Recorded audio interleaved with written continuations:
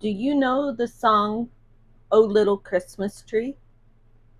That's what I think of when I look at this prototype that I have here on my desk. Hello, I'm Teresa Conway-Hayes, and welcome to my channel. Currently, I'm working on a bit of a collaboration, challenge, whatever you want to call it. I always struggle with those two words. For Junk Journal Junction November in the Junk Journal Junction Facebook group. And I'm just going to check my sound here real quick. Oh, yep, I hear myself. That looks good. Okay. I really enjoy origami. And one screen is making me, there we go. So I really enjoy origami, and sometimes it just fits with what I'm trying to accomplish with my junk journaling. And today I wanted to do something a little different with folding for the Christmas tree. And I had seen someone else do some really kind of cool folding, and I thought that was really neat. But then I landed on this origami. I don't know if hers was origami. It didn't appear to be. Just appeared to be like random folding of book pages, which was cool. I liked it. But this is origami, and I was able to find a version of flat origami from a Stampin' Up bookkeeper's Facebook page or YouTube channel, actually, and her name was Lisa. So this is what I came up with. This is my prototype. First point I want to make is that I did not do any, well, I did do measuring on the very last piece, but I didn't measure with the other pieces because I made this with a scrap. Now, hindsight, I probably would prefer this piece to be above this piece because you may not be able to tell it, but these are three different pieces that I've glued together. So let's go ahead and take a look at how I did this. Before we get started, I'm going to remind you to please hit that like button. It doesn't cost anything. You're not committed or anything else. In fact, I don't even know who likes or dislikes me. And it really doesn't matter. I'm just thankful for your effort. Also, if you're new to my channel, I would be incredibly honored if you would hit that subscribe button. And I am live, so if you'd like to chat, I also enjoy chatting during my live YouTubes. This time I am going to measure, and I have some measurements written down. So I started off with what I felt I wanted for my largest measurement, which is 3 by 3, and then I decreased by 1/4 inch incrementally. So the next section, so the 3 by 3 will be the bottom section. The middle section will be 2 3/4 by 2 3/4, and the top section, the top section will be 2 1/2 by 2 1/2.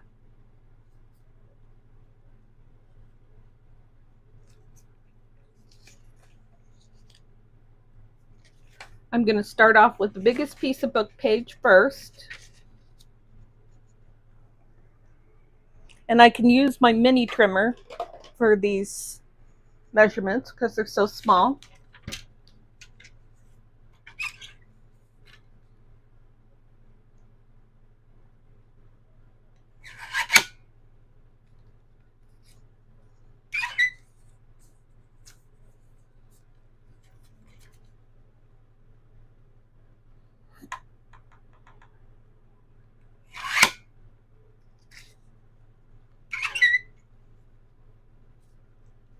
It's very humid here. Oh, that doesn't look straight. What happened?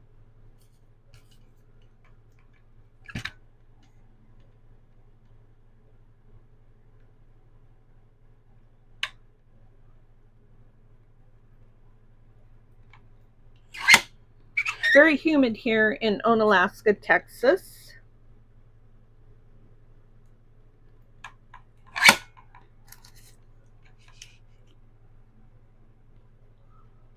On this Friday of November 8th. So that's 3 by 3. This is going to be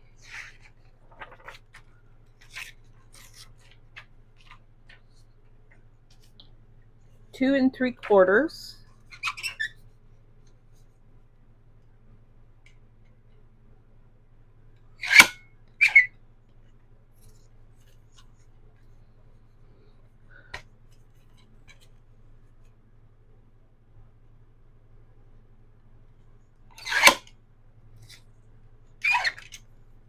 By 2 3/4.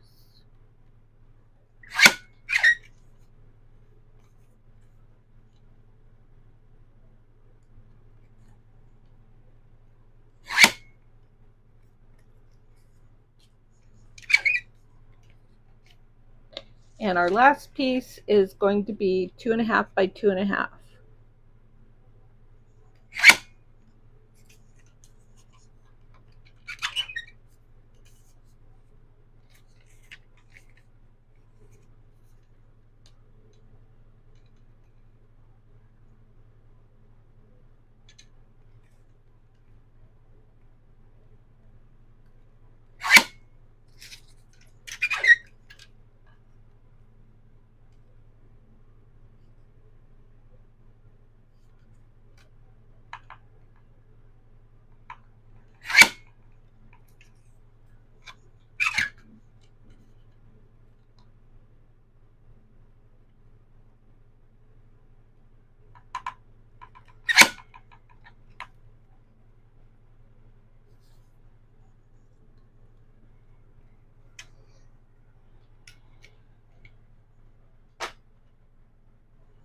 Now we'll get to folding. I like to use my bone folder when I'm making folds, especially like this. And with origami, I have found, I'm not a real origami expert, but the folds so far, as I've watched them, always start with folding in half one way. And for this project, I'm going to fold in half one way, then I'm going to fold back the other way.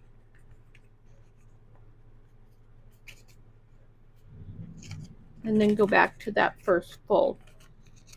Then you fold, so it's kind of like horizontal and vertical, but in a perfect square you don't really have a horizontal and vertical.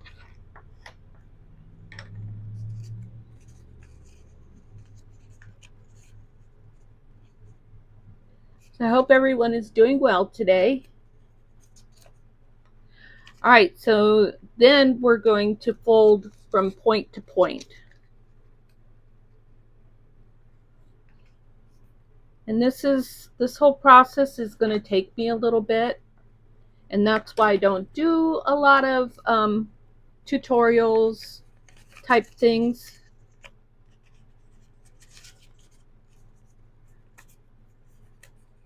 My shakes can be very time consuming. So I just folded that way, so now I'm going to fold this way.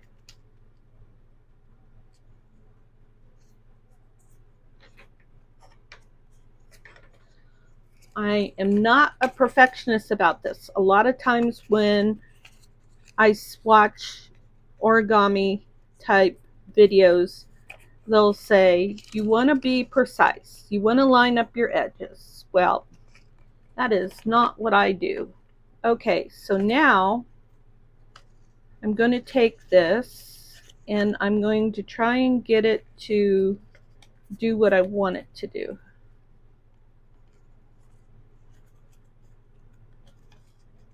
There we go. We're on a roll. All right, this is what I wanted.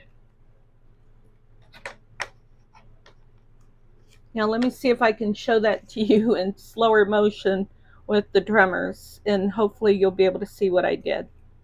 So I had, let's see if I can unfold this. I will try again to show you on the next one. Okay, so now we've got this, and we're going to take, and I like to sometimes do this so that I can see my middle line. Anytime I need to see a score line, I like to ink a little bit to be able to see it.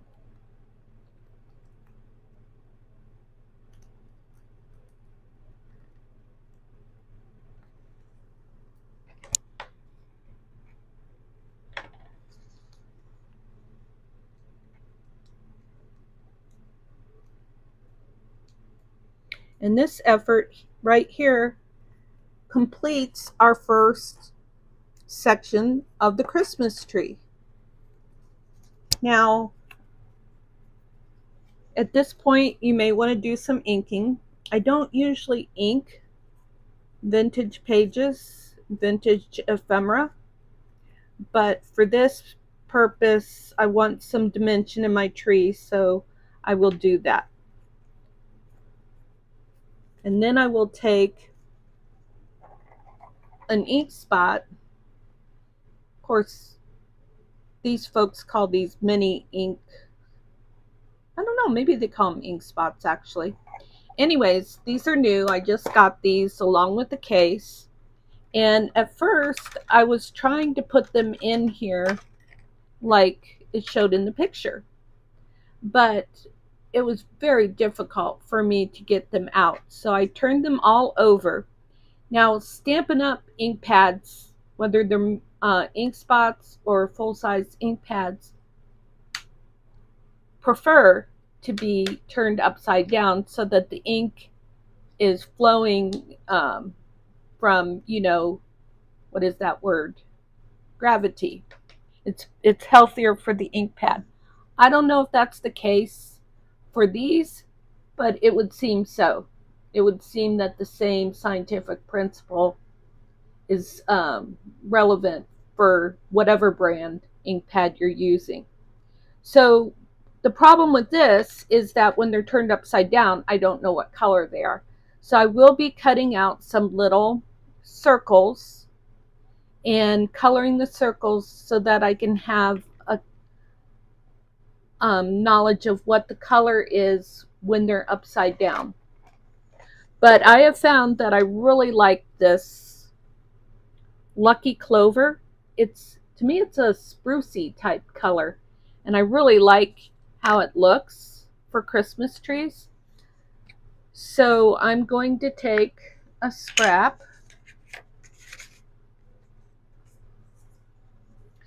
and I just like to go down like how it would if this was a real spruce tree. Swipe it down. And there. Now our first section is complete. So let's work on the second section.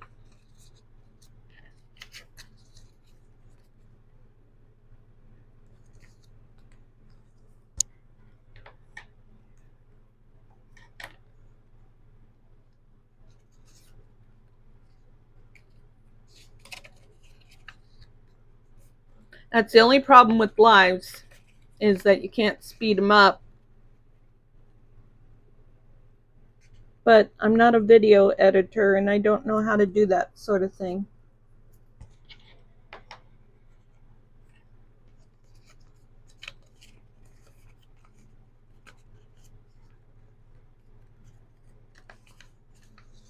Now we're going to do point to point.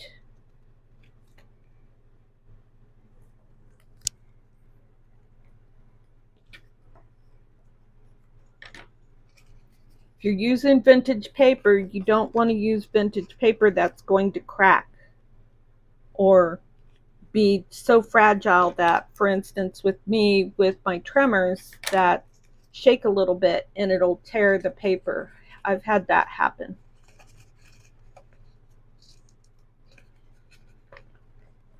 Okay, now we're going to take 2 points and we're going to push in. See how I'm pushing in? And then I'm going to pull them to the sides like that.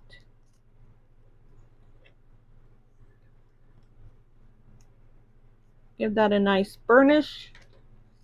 And I'm going to ink this middle a little bit.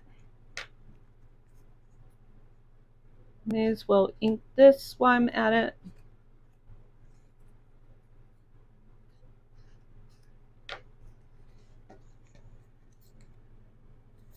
Now I'm going to make my 2 little folds. Now if you noticed, I looked at the other side. The other side's upside down. So I turned it to this side and it's not upside down. So I'm going to use this side.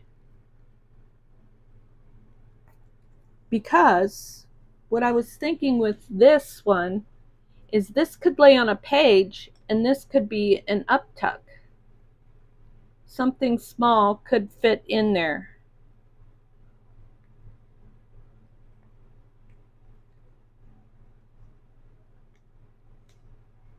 Yeah, just like that. So that would be cute on a page.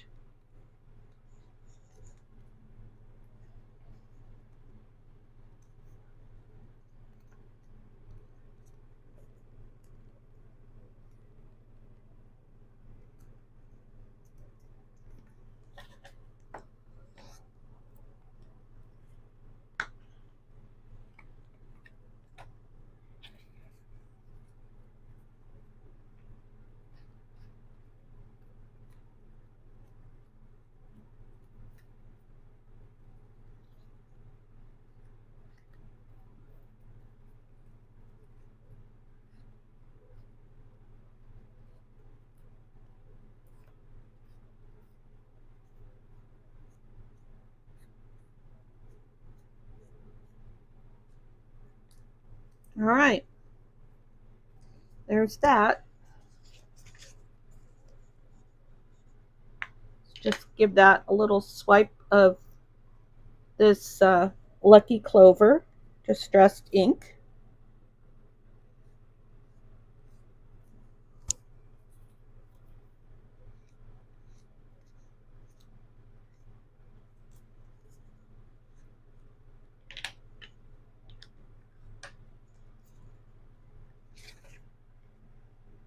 And now we'll do the last section.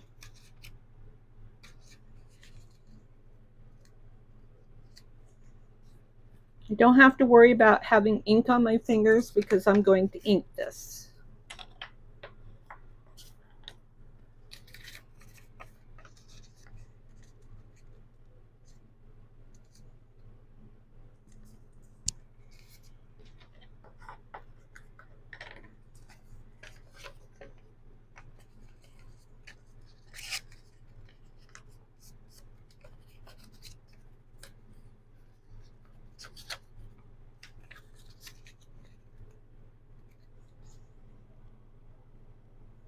Now this would look cute on a page in a journal, which is my intention, or it would look cute on a Christmas card, which I may do something like that too, because I was thinking that I wanted to do Christmas cards this year, which I often do, if not always. I can't really think of a time when I haven't done Christmas cards, but last year I did do more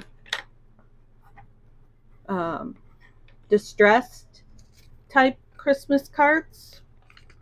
So I was wanting to do more of that this year.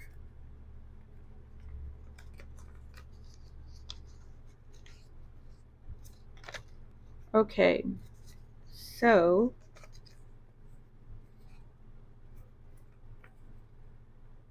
we'll go this way. Oh wait, I'm not done. I didn't think this through right. Okay, so first I gotta push this.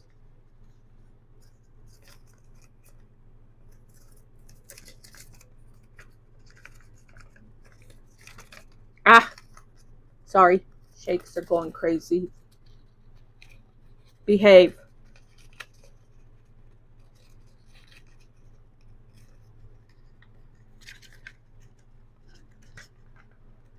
Come on, I just need one more section. Thank you. Boy, that one was biting me.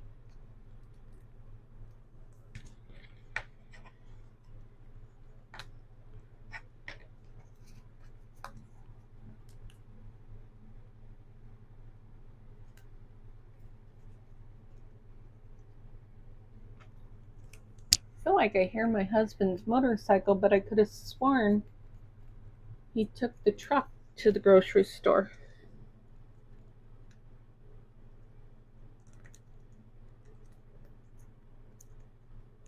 I'm going to close the door real quick.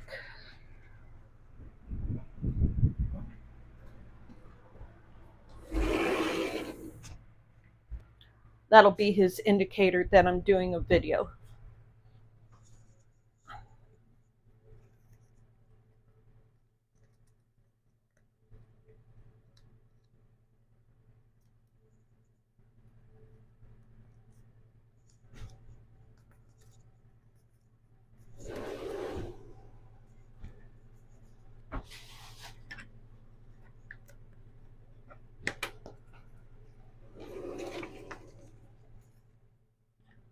Yep, it was him. He just brought me some packages. Because they deliver to the office here at this RV park, which to me is annoying. Some parks will, it's up to the UPS person, I think. And some will deliver right to the trailers.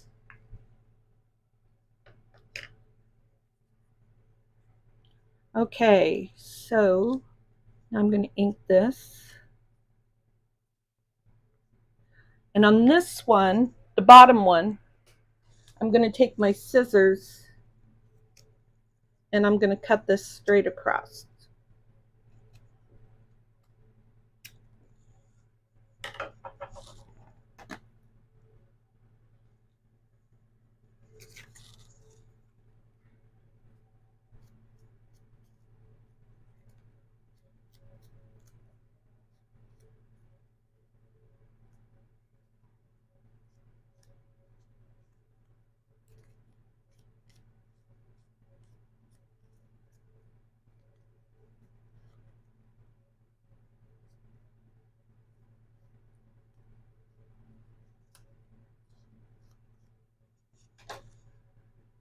All right, there's the bottom piece.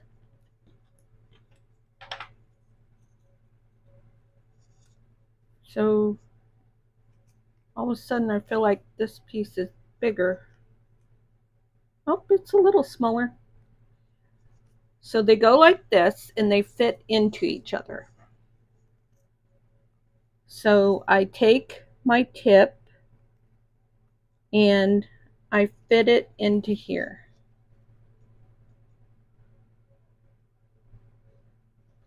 Like that. And then I can use glue or a glue dot or whatever I have to adhere those two pieces together. Okay, so I'm going to use glue.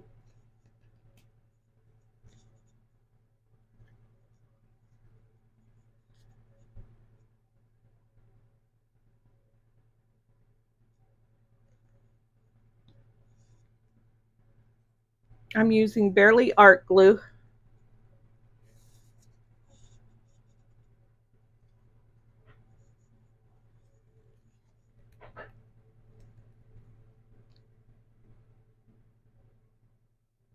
And I'm using the lines on my mat to line this up in a way that I am happy. So let's move that down here now. And we're going to put a little bit of glue here.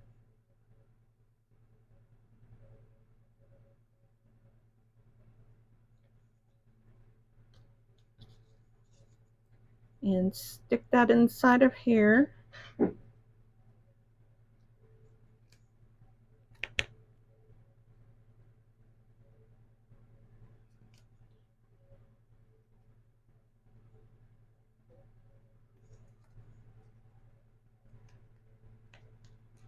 hold that down for a minute. Now, I also took some of these and I glued these because I didn't want them to flap.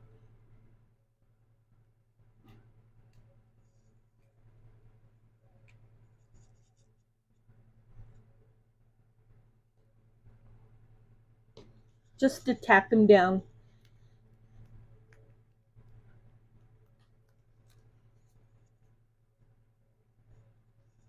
Now, if I wanted more dimension, I might put some foam adhesive strips.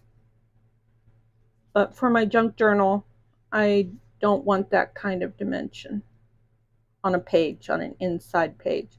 Maybe if I was putting it on the cover, I'd want more dimension.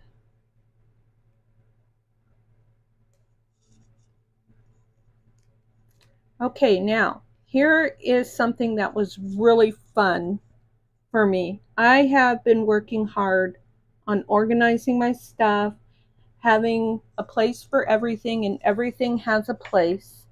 And it really paid off today. So I have one pocket in my hanging like shoe holder thing. I don't know what it's called. And the bottom pocket has my Christmas stuff in. Last time I went to Arizona for the winter, I didn't bring my Christmas stuff, and I really regretted that. So I looked in the different areas that had die cuts, and I found this box, which is where I got my poinsettia top, which I'd gotten from Hobby Lobby last Christmas. And I also found these die cuts that I had from Stampin' Up. And I was able to take, I could use that one for a trunk, a piece from here and use it as a trunk. I think I am going to use that piece. I used a different piece last time. So I'm going to go ahead and ink that.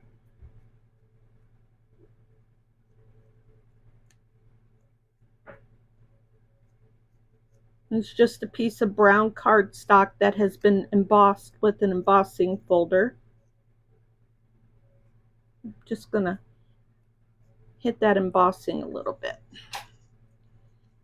And then it will go underneath the tree so that I can still have this area here for an uptuck if I want.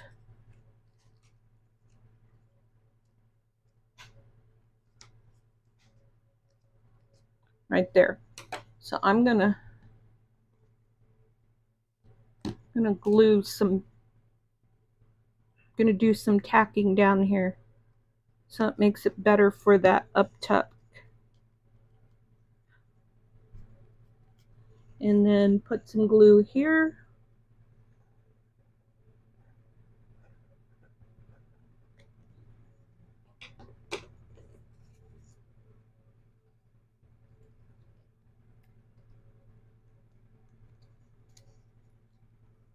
Trying to center that.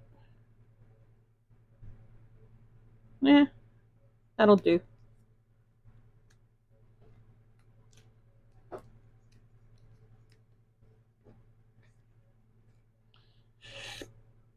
And now let's see if we can find a star to put on the top.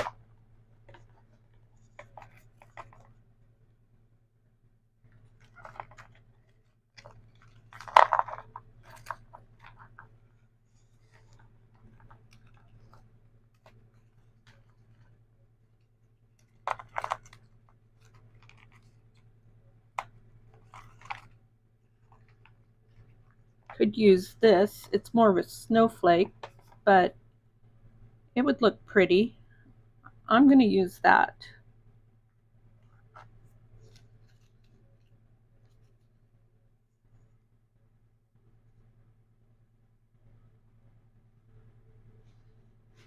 think I'll do that.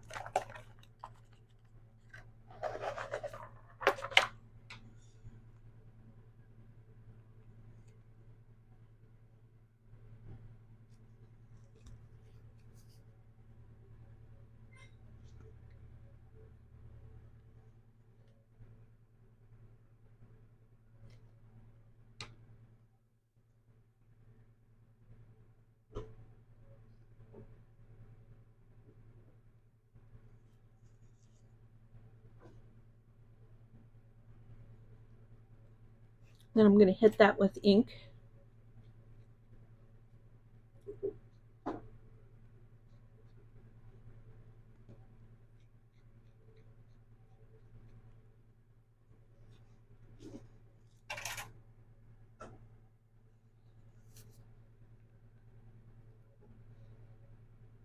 Yep, I like that.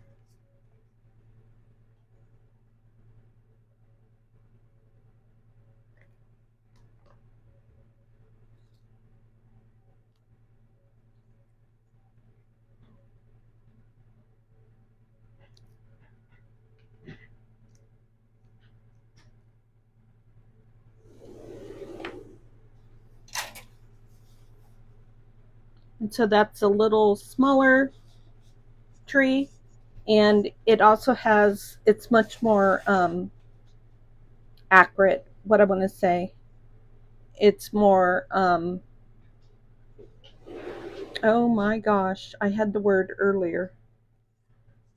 This is not proportional. This is more proportional. There we go. And I like them both because this, I'm always fine with this. I don't always want to work as hard to accomplish this, but I'm also always happy with this. My life does not have to always be proportional. Not anymore. As you get older, the more forgiving you get, the more relaxed you get, and the more happy you get sometimes. So this makes me happy, and this makes me happy. Now I might put some decorations on that, but not for this video. So thanks for taking time to visit with me today. Even though nobody said hi, I'll get past it. But please remember to hit that like button and subscribe if you're not a subscriber. That would really bless my heart and make me, honor me. And but if not, if you're just one who likes to come back and visit once in a while, you're more than welcome as well. And I'm happy that you're here to watch the video and hopefully learn, if you already knew this stuff, to be inspired in some way. And I look forward to seeing you in the next video.